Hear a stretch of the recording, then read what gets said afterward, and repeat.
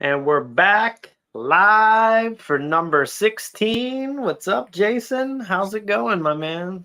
Doing awesome, buddy. Doing awesome. Not the greatest location like we were last time, but I mean, still awesome. I mean, it's good. Sweet 16. Maybe we could have like Usher come play at the house for our Sweet 16 party, or maybe get Snoop and the boys. What are you thinking? What are you feeling for Sweet 16? Sweet 16, that's when the table's hot, right? And Blackjack and 21, that movie. You ever Dang. seen that? With what's his face, Kevin Spacey. Yeah. Yeah. Counting cards.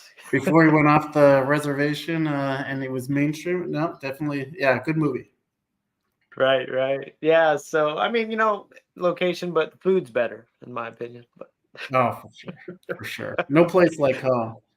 yeah, the steak doesn't taste like steak in Punta Cana, to me at least. I don't know. But that's Maybe the cow's a different cow, I guess. I don't know. some horse. Anyway, Maybe some horsey.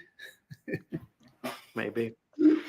So we had a we had a bit of a reschedule. We had a good interview lined up, and we'll bring them back. Sickness gets in the way, no big deal. So we decided to talk about what's relevant, which is staying the course, but more importantly, staying the course when you haven't had enough proof that it's the right course yet. Like, you have to give things long enough, to work, right? But what does it look like when you're staying the course and you have no proof that that is the right course? So that's really what I think we want to dive into today. I think it's relevant. I know for me, and I know for you, and I know for a lot of people that are, especially in real estate right now. I think that's a relevant topic. So let's go there. So let's say, like, how many times, Jason, have you been on track doing the thing without proof that it's going to work, like blind belief, in a certain kind of track? I'm always doing it. You know what I mean? It's like a never-ending battle. So, you know, here's my thought on I think what happens, right? So you're putting a lot of time and you're putting a lot of effort in any kind of venture that you want to be successful in. It doesn't matter what it is, right? And you don't have that end result yet. So you have all the uncertainty. It's like, is all this stuff that I'm doing going to get me to where I want to go? And that uncertainty and that's creeps into the back of your mind, and you're kind of just like, I don't know if this is going to work, right? And then that's the problem. People get that shiny object syndrome because they're like, well, I don't know if this is going to work, so maybe I should try something new. Instead of staying the course and just seeing the whole thing through, or just focusing for a long enough time period where, they can make it happen. Yeah. I mean, it's the price of the detour, right? Like, when you take the detour, there's, even if it's just a system and process setup or a day-to-day change, or, there's subtleties and nuances that you've got to get set up that you don't think about.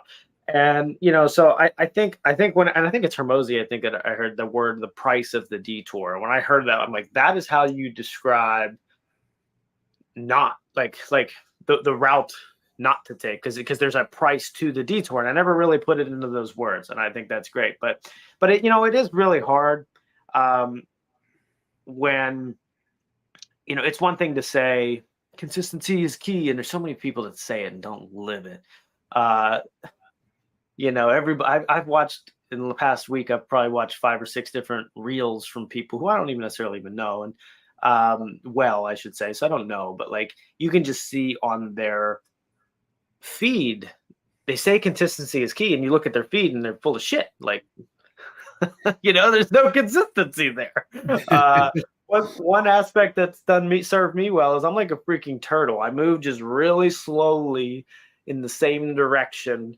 My mind, though, while I'm in the middle of that, course, is having trouble. Like, I think it's one thing I don't talk about. Not like my mind is looking, for the woman in the red dress, like, we talked about beforehand here. Like, it's always around. And, it's like, it's like I have to smack my head back. Like, just, no, you were doing it. Just stay here, and ultimately that does become the result for me most times in my life, is just staying this, like, the stubbornness of me works out in that aspect because I just stay there. But man, is it hard to keep the mind not focused on all the other stuff, So I wouldn't say that it's not something that For sure, I'm for sure. perfect at, but Now, it's a I, chaos ball.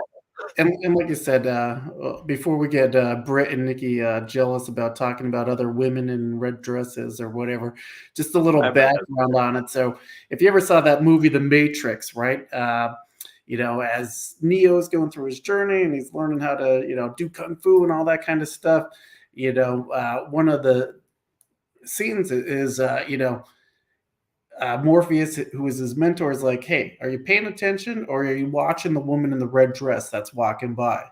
And you see it in kind of slow mo, and like everybody's eyes go to her, but it hits the point where it's like, what are you focusing on, and what you focus on, matters, right? So, like I said, I've been using a lot too with like, hey, look, is it a shiny object syndrome? Is it another woman in the red dress, or am I just staying consistent with on track to hit what goals I want? And a lot of times, like you said, what happens is, another analogy that's good for this is, people like to build bridges, right? So I see this a lot with the real estate investors where, okay, to get from where they're at to the other side, say if that's financial freedom or whatever that goal is on the other side, they'll start building a bridge to get there. And then halfway through, they'll stop and then they'll start building another bridge. So their first bridge could be like, say, oh, I'm going to, do fix and flips. And then they start it and then it gets a little hard and then they stop. And then it's like, okay, well, I'm going to start building this other bridge, which could be like wholesaling. Then they start that and then it gets hard. And then it's like, okay, well, I'm going to start this other one where I'm just going to buy and hold stuff. And then they get there and then they stop. And it's like, if you just stayed focused on one path, you would get there. But like you said, that detour, right? You're always detouring back to where you want to go. And it's hard because it's like, well, maybe there's a better way, right? Maybe I'm just not doing it the right way. So that uncertainty is, I think, what kind of leads to a lot of, maybe it's just I'm not doing it the right way, or things aren't just going the right way of what I want it to be. Yeah, and I think,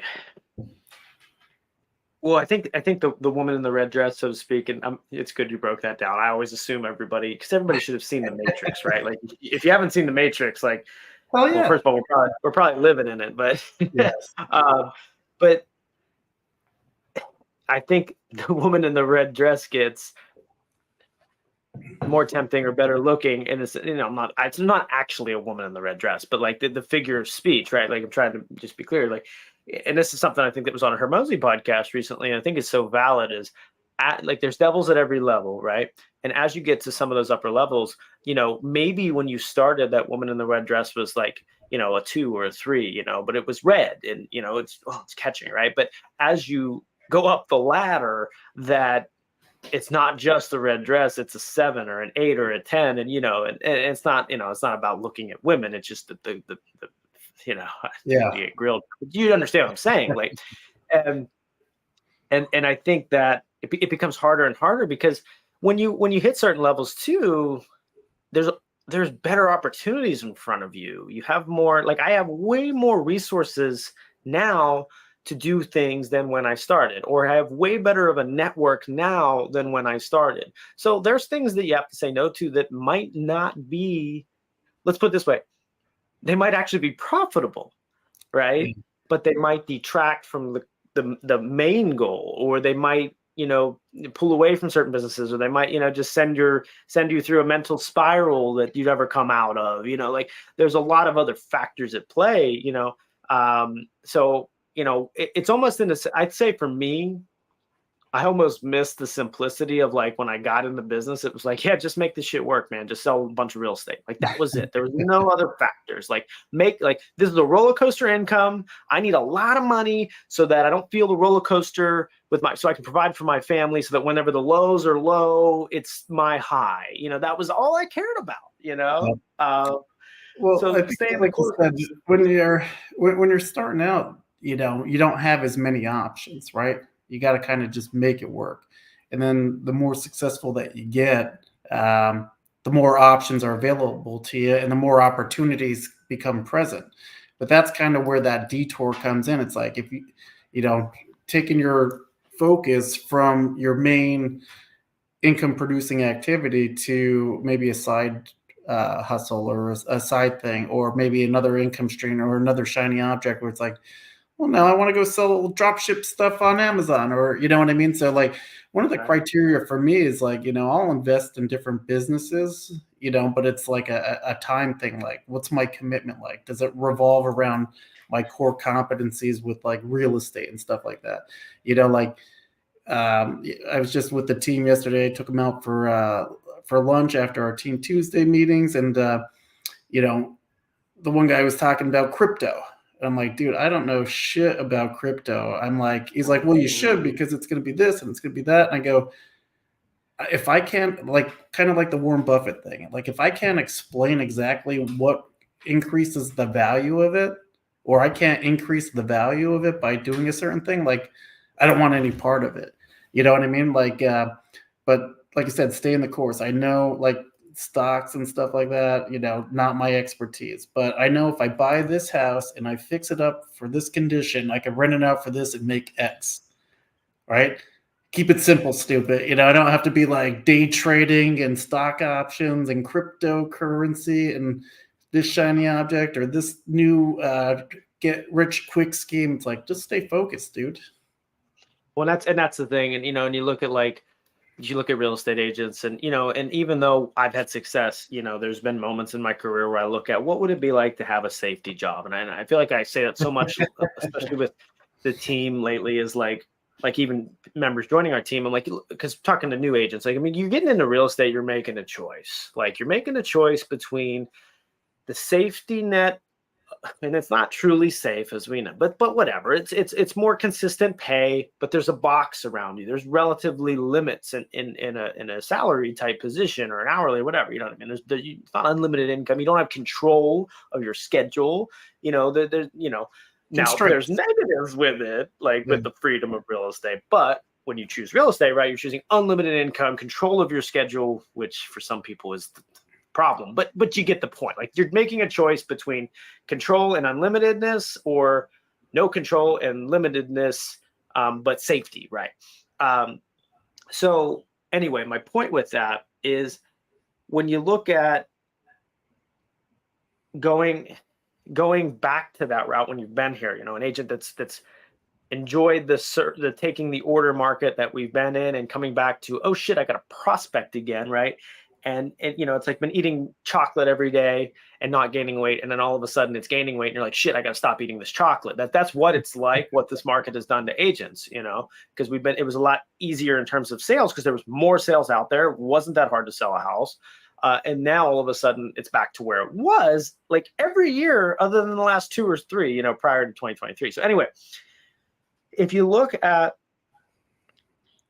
just making phone calls, text and email, like 90 minutes a day. And I know I post about this a lot in the community or post about this, but if you actually think about that, like 90 minutes a day, outbound proactive activity versus going and applying for a job and getting a job and doing all this stuff, right? Like, first of all, I'm already more interested in the 90 minutes a day, staying where I'm at. Second thing, okay, but there's this new lead source or this CRM or this magic person or blah, blah, blah, blah, blah. Now you've got to invest the money, set it up. Even if it's just setting up calls, you've got to take the time. You got to learn a new skill. You've got to learn how the leads come in on that. So just like you say, keep it simple, stupid. Like 90 minutes a day, outbound activity with the people in your database already. Yeah. That's simple, And when you break it down like that, that's a lot less scary of a path. And I'm a tech nerd, and I like to do, let's set up the stuff, but when stuff gets crazy, it's a lot easier to go, you know what? I'm just going to commit to 90 minutes a day outbound activity, and not have to have this crazy setup. You know what I'm saying? With the price of the detour. That's the definition of keeping it simple. Yeah. A lot of people, which is crazy when you think about it, 2 things that I'm super passionate on now is, a lot of people trade working 9 to 5 instead of working 2 hours of, concentrated time a day, right? So They would rather work 8 hours a day than 2 hours structured and then have the freedom to kind of choose their schedule for the rest of the day. And one of the things I'm like super big believer on is the myth of, that W-2 corporate job as being safe and secure. The reason I say that is for 15 years, I worked for Canon as a consultant, right? So I covered from Chicago East, everywhere in the country, like Chicago East, every state in between. I worked at thousands. When I say thousands, I was in and out of like thousands of companies. We would install equipment there, and I'd see that, like, kind of, get to meet same people over and over again and all that kind of stuff, and see how different businesses worked, right? And the more you go out to lunch with people and you talk to them, man, like corporate America is scary because they don't give a shit. You're a line item on a spreadsheet there. You know, what have you done for me lately? Do more with less, right? Every company that I was in was always working with downsizing, layoffs, this and that. One of the reasons that I ended up leaving my company was like, the guy that covered Philadelphia mainly, he passed away unexpectedly. Then the guy that covered Boston up through like New Hampshire, Vermont, Maine, he retired. So they wanted me to cover my regular territory, and this is just driving, plus all that. And then they're like, well, we'll back hire. Till this day, they still never backfilled like those positions. And it's like, I kind of saw the writing on the wall with that, and I kind of saw where it was going. I'm like, dude, this sounds like a miserable like existence. I mean, it's a great job, great pay, great people that I worked for, but you could kind of see like, that corporate America umbrella. I think it just keeps people safe, where they're like, well, I don't have to do anything because I have this W-2 job. I'm going to get the comfort of benefits. I'll get my 2 weeks off a year. I'll have steady pay every 2 weeks, and I can put up with my boss. And I think that's the most unsafe, unsecure thing that you can do, because it's like, what potential could you have out there? What could you bring this world that is inside you, that you're kind of just like in a cubicle all day, and you're just like, just struggling to like break out, and you want that freedom, and like, hey, this business adventure, this idea I want to take on, and you just never do because you're always falling back to just good enough and just safe. And that's where it comes down to. And somebody had said this to me when I made the bet, and that's exactly what real estate is being an entrepreneur. It's just with less capital risk, and you house your license under a broker, but it's betting on yourself. It's making a bet on yourself. And when somebody said that to me, and that was literally in my first couple of months when I was making a switch from small brokerage and 65% split, and I was going to Remax at the time, it was 90-10, and I had a monthly fee, but it was better for the math, and I was scared for that monthly fee because it was 500, I think 500 a month at the time. I'm like, oh, I was only sold like a couple houses, and 500 a month's a lot of money, and but if I sell 10 houses, it's worth it. And when I'm in that decision, somebody said to me, well, it's a bet on yourself. And I'm like, well, shit. If I have, like, because I went to the casino a lot back then. We went once a week, actually. And I used to win. I can't anymore. But I was like, well, I like betting on me because I control the odds in this one. It's not like blackjack where I'm at the casino table. And, it's like I control if I show up, and, and I'm worth betting on. I believe in myself. I always have. Nobody else does, but them, I can prove this. Amazing. And imagine how amazing this world would be if people just bet on themselves and all their natural God-given gifts, like all the different things that we'd have in this world. But people, for risk and uncertainty, and like you said, not wanting to bet on themselves, and have that safety blanket. Well, I don't mean to be like, you're right that they all are capable and the God-given gifts, 100%. Very, in my experience with human beings that I've interacted with, very, very, very, very, very few actually do what they say they're going to do. Yeah. Like, I'm not perfect. I mean, I don't do everything right. Like, I'm not saying that I've never failed. Nobody does. But in general, I've had more commitment than I've seen across a body of people that I've interacted with, at least in real estate. Like, whether you look at lead follow-up, whether you look at going to the gym, whether you look at, making the calls, outbound prospecting, whether you look at even trying a new lead source, like, all right, I'm going to shell out 500 a month. I'm going to try it for 6 months. They quit on month 1.5. I quit on month 10 because I wanted to go a little longer just to see if I was almost there. You know what I mean? Like, well, let's circle back to this, kind of like we're saying, like, stay in the course, right? Right. Sometimes quitting is good, right? When do you know when it should be the right time to quit and you're just not staying the course because you're stubborn, right? So one of my first business ventures, as when I was like kind of transitioning from a W-2 job, was like doing an IT like consulting thing. And then I'm like, I don't want to just fix desktops and all that. And I saw like everything going more towards that mobile route. And I'm like, I'm quitting this now because I see the future's not in like desktop computers and, fixing people's PCs. And like the money wasn't kind of where I wanted it. So I'm like, that was a good quit for me. Right. When does like stay in the course like not the right thing, and you should be a quitter, right? That's a tough question because it's like I need to grit and I need to persevere and I'm gonna fucking make it happen. And it's like, well, dummy, you're focusing on the wrong things and you're never gonna do it if you keep on that course. When should you change? This is true. And I think this is where there's a duality in all things. And I always I've said a few times, I like the middle ground, right? Like you can be too nice and you can be too mean and you got to find a middle ground, and what you're saying is definitely valid. And I think what you said was the answer.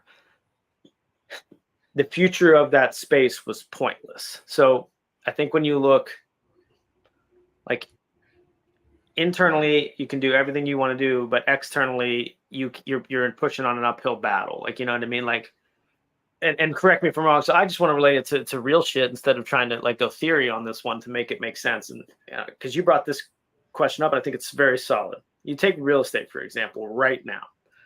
Right now, interest rates are super high. There's been a bit of a pause. The last 4 months have been like stalemate in real estate. Still low inventory, but stalemate. The way it was working isn't working currently. You went from 5.5 million in sales roughly to 4.2 or 1, right? So you lost 20-30% in most markets. Okay. Now, all right, so that's tough. So that's the last 6 months. And then you look at the next year, right? You got second half of this year, interest rates probably getting back into the fives. You got predictions that home sales will get back more towards the 5 million mark. You've got agents leaving like crazy or just giving up, switching brokerages, so just, to make it real, like when I look at that, it's super hard on the 6 month, 1 year scale to stay consistent right now because it does feel like you're pushing an uphill battle. But when you zoom out, like you said, the future wasn't desktop, computing. Whereas here, I feel like real estate is just a bit of a reset and the future is here. So that's where I would personally go, okay, that's why I should stay the course. When you go, yeah, these efforts are hard right now and they suck, but they'll pay off in 1, 2, 3 years. Where you said, well, my efforts won't pay off in 1, 2, 3 years, right? I mean, yeah. Now that's a good analogy. And like you said, to tie back into real estate, I see this now as I'm bringing on brand new agents on the team and training them up, and they're going through that uncertainty phase now, where it's like, is all this work and all this training and all this stuff, like I say, if you get a deal right now, you're looking at 30 days for your first paycheck if it's a cash deal, 45 to 60 if it's anything with a loan. So it's a long game, and a lot of people just can't handle that long game where it's like, right before they're going to hit success, they quit. You know what I mean? And it's like, if they just stuck with it a little bit more, those leads would have hit and this would have hit and it would have snowballed into consistency and a way better steady income. But, it's hard to, when you have bills to pay too. I want to hit you on that. This is good because you're right to bring up like, but when are you just beating an old drum that never, so like, I like the duality here because, okay, so there are so many people, and you're so right with what you said, that are just so close, but they quit. How do you know when you're in it that you need to keep what do you do when you don't have the proof of concept? and you're doing the thing, I have a little bit of an answer to this, but I want to see what your opinion on it is. Like, what do you do to help give you belief in times of no proof of So concept? yeah, yeah. Now that's a good thing because a lot of times when you do set out on a new task or a new goal, right, you want that final end result, right? But I think the key to anything would be set small mile markers, right? And then once you hit that, it's like, okay, now you're getting traction, right? So like, say for a new agent, right? You're just starting out, you're just kind of learning the business. The first like little small mile marker might be just like, okay, let me learn the systems. Okay, the second one would be like, okay, let me learn the contracts. Okay, am I confident and competent enough to explain this to somebody that would want to work with me? Yep, okay, that's a small mile marker that I could hit. Second thing is like, okay, working with, strangers, right? It's not easy to work with people that you don't know. I have a lot of lead, and you do a lot of lead training, but it's like, think about if you went up to somebody random on the street and you just started talking to them. Do you think their guard would be up or down? Right? Their guard is going to be up. They're going to be like, who the fuck is this guy? Like, what do you want? Like, why are you bothering me? Are you trying to harass me or whatever? And it's like, you gotta date before you marry, right? So you got to kind of like disarm them, right? And kind of, show that you're just there to help, right? And you only have a certain like 7-second window to kind of get that guard down, to kind of keep the conversation going, handle objections and stuff like that. Okay, like, so once you're building on these blocks, like, set up mini wins for you and celebrate your mini wins, because then, like you said, okay, you could show yourself as progress from where you started to where you are, and then say, okay, well, if I keep continuing on this path, I'm going to get where I want to go. Does that make sense? This is why you probably are better with you speak to the human more there, and I'm like, I'm just thinking about myself, and I'm like such a data nerd. I'm a man of the people, Chad. I'm a man. I'm just like, categorize your leads. Like, if you see, like, me in the hot, warm, and cold. Like, if I've got leads and I've got, like, but all right. So let's take your theory and let's combine it with the system, right? If you categorize your leads as hot, warm, cold, like likely to transact, maybe transact, not likely to transact. I can go deeper, but just go there, right? And you look at now and you got 0. And you look at a month from now and you got 1 hot, 5 warm, and 20, 30, 40 cold. And you keep seeing that number come up. You start to learn to see, well, I'm filling the pipeline through data, right? Yeah. And see me, I just sit in the data. I'm like, well, the numbers say it, but you're giving them many wins. Like, well, you're better than you were yesterday. And that's probably what helps the brain better. And I'm just like, that's where I've recognized as a leader. I'm just like, the numbers say it. Like, just shut up. I am terrible with numbers. That's why I pay a lot for my accountant, and I pay a lot for like the number stuff, because I am more in it to win it with like the people, and like, if we do all these activities, the results will come. But you are 100% right, and that's just another mile marker, right? So if you see that you have 0 cold, 0 warm, 0 active people, but now you have, okay, at least you have 4 cold, 1 warm, 1 active, that's a win, right? And then as you go, your numbers are going to keep going up, and you're going to stack mini wins. And all you have to do is keep stacking those mini wins, and then eventually your actives are going to be more, your close are going to be more, and then the people that were cold are going to be warm. And then the people that were warm are going to be active, and then they're going to be closed. And it's all just a circle of life, my friend.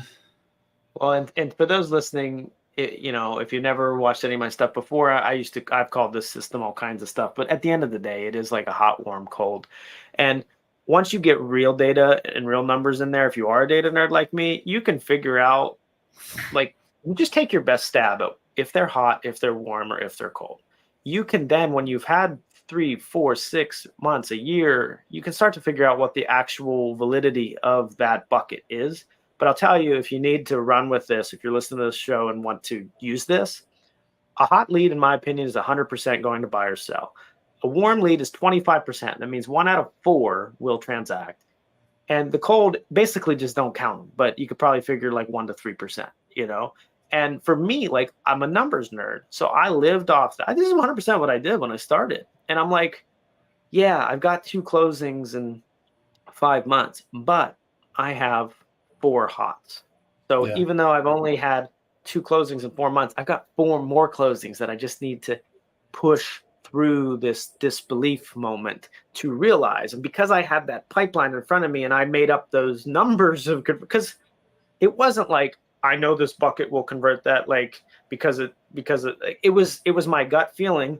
This person is going to do something with me. This person is going to do something, but I'm not sure with me. Or this person, I don't know what the hell they're doing. Right? Like, Yeah. and you just I, ABC. I even keep it more simple than that, So do they have Yeah. any kind of interaction with you? If not, they're cold, right? If they interact with you at all, and tell you kind of like, hey, I might be looking this and that, then I would consider them more warm, right? And then when you're actively showing them houses and doing stuff like that, then they would be active. You know what I mean? So you're kind of taking them through that step. It's like no conversations at all. You're not getting any kind of response. Put them at cold, right? And then you can mark that bucket. Hey, they finally responded. Victory is ours. All right, move them to warm. And then as you kind of build that relationship and show value and show them that you know what you're doing, and you start showing houses and this and that, then you can move them to active, right? And kind of get them along there. And like you said, percentage from conversions and all that kind of stuff, you're way better than that than me. But I kind of use like, hey, look, it's a long game, right? But he said each way, but set up little wins and just mini victories and stay the course, right?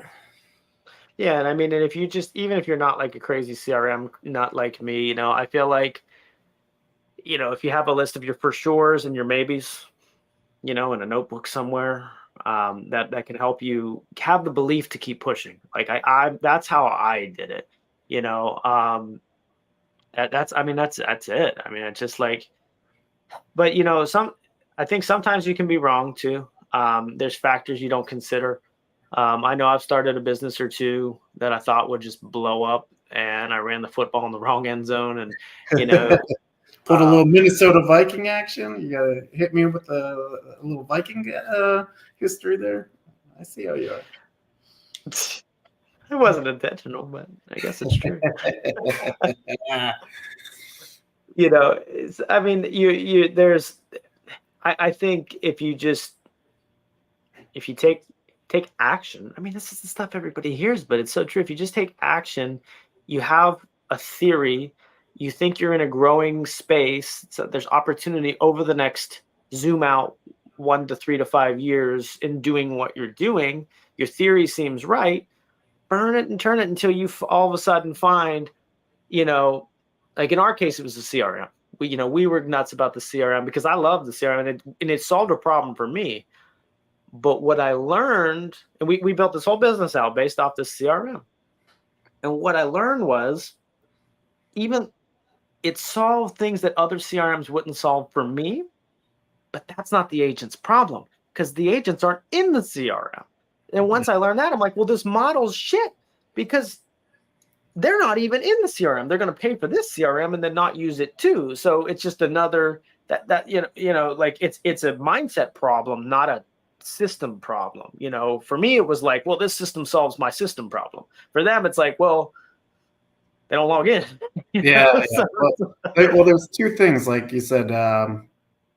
One is, you're a CRM, get in there, crunch the numbers, follow up tasks, all that kind of good stuff. Some people are like me, where I'm like pad and paper, right?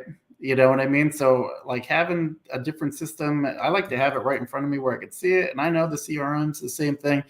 And I'm actively working my way into incorporating more every day and every week. But like I said, if there's anybody out there that's watching the show or whatever and would like it, I have a hot sheet where I kind of made a spreadsheet. So it's kind of off paper, but it's not a full CRM. If you want something like that, hit me up. I could help you out with that. And then we have some business plan stuff in there. If you want some extra stuff, more than happy to help you. But like I said, the CRM is good if you're going to use it, right? But like I said, in the CRM, you could set yourself, like I said, like I said, name the show, stay in the course, right? if you want to see the progress in your CRM, you could see as you're taking people through that transaction, each one of the steps. And as you're moving people into the different buckets, celebrate that success. But then coming back to staying the course or quitting, I think when I compare the two worlds, I compare when we tried the CRM business and I compare when I look at it as an agent and working leads, with the CRM business, I was starting to do the math for the time spent and the costs of getting a human that will pay me for the CRM and stuff. It was nullifying. So to scale it was pointless. There wasn't growth opportunity. It wasn't going to get better. It was only going to get worse because the space is becoming more competitive, especially with AI, especially with other people that are coming out with basically the same thing we had. And, so I saw a space that we couldn't grow with, and then it was break even. And then I look at real estate though, and I did the same thing personally. I looked at my pipeline. And I go, okay, well, this is compounding. And I know the average commission and I know the hours spent, and it's a growing space in my opinion. So like that's, and I think that's where you have to zoom out and look at, it's like you have to have a 1 month hat, a 1 to 2 year hat, and then a 5 to 10 year hat all at once, and like look at it from each of those scopes. And then maybe also like your 80-year-old hat, like, is this worth your life, this portion of your life? It's like you have to look at things through those different lenses, and if it checks through most majority of those things, then you probably persist, right? But I think that's, there's no coaching in a box for this, but I think if I'm trying to give somebody on this podcast advice on staying the course, I'd say one, if you can suck it up and just track a little bit, you'll have a little bit more clarity on if it's going to persist. And then two, zoom out a little bit. Is the space going to continue to work in 1 to 5 years? And then three, is it something that you will be proud of when you're 80 years old that you did? Yeah. Right. Yeah. And four, do you like it? Right. How many people do jobs? I'm hesitant on it. Huh? I'm hesitant on that because so many people do the follow your heart and the passion and the bullshit. And you tend to find, like, all right, I'm in real estate. I'm a real estate agent, and I am on a podcast with a camera, and I've got automations and tech systems running, because that's like, I think you tend to make what you do your way. I'm not saying there's some, but like, people go, oh, I don't like sales. You sold your wife on why you should go on vacation or why you should buy a TV. You sell every day. It's bullshit. It's just bullshit. You just don't like wearing a mask. So don't wear the mask and just be authentic. So, you hit me on a passion chord there, Jason, but it's like, do you like it? I don't think that's answered just out the gate. I think now cold calls, I didn't like calling somebody who didn't have any indication that they want talked to. Like, it's stupid, but somebody that's clicked on a button or filled out a form somewhere, I'm like, well, you did it. You knew when you did it, somebody might contact you. Yeah. You did it. Yeah. No, I get what you're saying. And like you said, you're not going to love every aspect of every job, right? There's always stuff that we hate to do, and or just cringe when we know we have to do it. Mine's paperwork and numbers. But like you said, shit's got to get done. And if it's not me, then who, right? But well, it's like, what job will you not have paperwork and numbers? Like, you're gonna have. You're always well. That's what I was going to go back to. Is like, you're always going to have something that you don't like, but is it worth putting up with a little bit of inconvenience for the greater good, right? And I think, like I said, as long as you're sticking to the course and on the path that you want to, then deal with the bullshit now for the return later, right? So that will be my my closing comments for beating this dead Punta Cana steak horse. Yeah, it's tough. And, anybody in that moment, I empathize with you, because it is a lot easier to say these things than when you're, going to do the thing instead of doing the fun thing, or whenever you're not getting results but you're still showing up and doing the work. And that's those moments are hard. They're hard to push through, but anything worth getting in life isn't isn't easy, and that's why most people don't get those things. And maybe not even just get those things, maybe they don't value, like, that's why having a six pack is valued, because it's hard to go get, if it was easy, we probably wouldn't value it. um Mhm. you can see that in the stuff you buy. Like, it's stupid, but the stuff from Temu, which after the commercial I think is Temu, I've heard, Well, like I said, you don't value it as much, right? well, like you said, everybody's got to start somewhere. I mean, when I first started, I was working 16-hour days doing help desk stuff, working as many hours as I could because, I had a young newborn and a wife and a house and all that kind of stuff where I'm like, man, I got fucking bills I got to pay. So, but it's like, okay, where am I now and where do I want to be?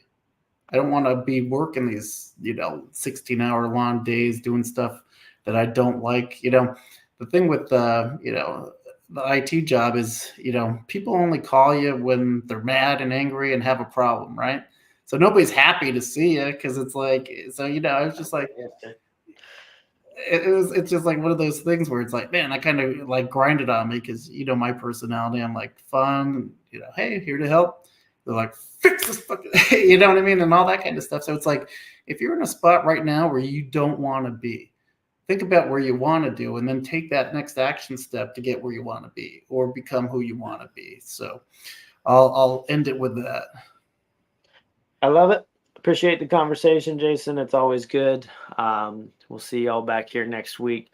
Um, hope if you're in the middle of that grind that you stay the course and see through it. So, cheers to you. Peace. If you want that, Doc, hit us up. We'll get you with the hot sheet because you suck at your CRM. Sounds good.